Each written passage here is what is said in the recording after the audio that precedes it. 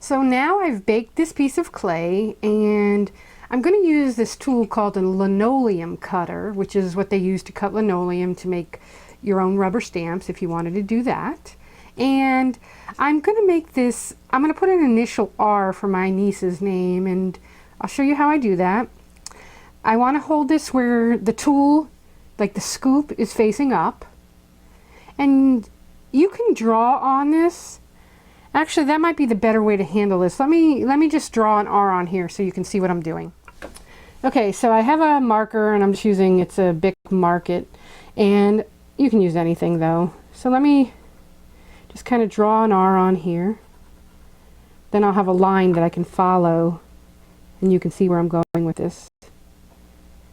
So here's an R, and now I'm just going to go ahead and carve it. So I'll start down here at the bottom, and you kind of want to work slowly with this because, you know, you don't want to gouge out too much that it doesn't look nice or doesn't suit what you're doing here. So I'm slowly going back and forth, kind of like inching the clay out.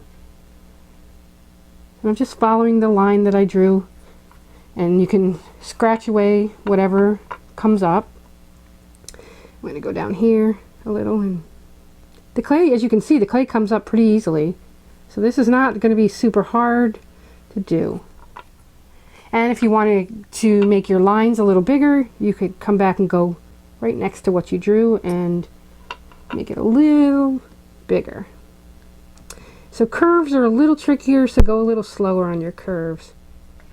And the art teacher in me is going to point out that you've got to be careful. Elisa's got her finger out in front of that gouge, and if you miss, you're gonna stick the gouge right into your hand. So yeah, so you got to be careful with anything you do, you know. It's sharp, so be careful.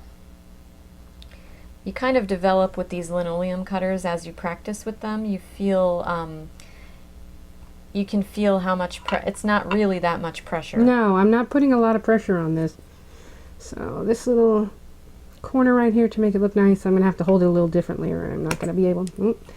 That's not working. Let's try it on an angle.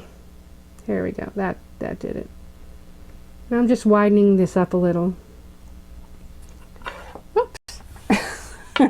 So here you have it. I just carved out the R, and you can do any kind of design you want. If you wanted to do a flower or something, just draw your design on there, or you could even do a little rubber stamp before you bake it. Just a light rubber stamp, and then come back and carve all those lines too. So really, the sky's the limit. Just have fun with it.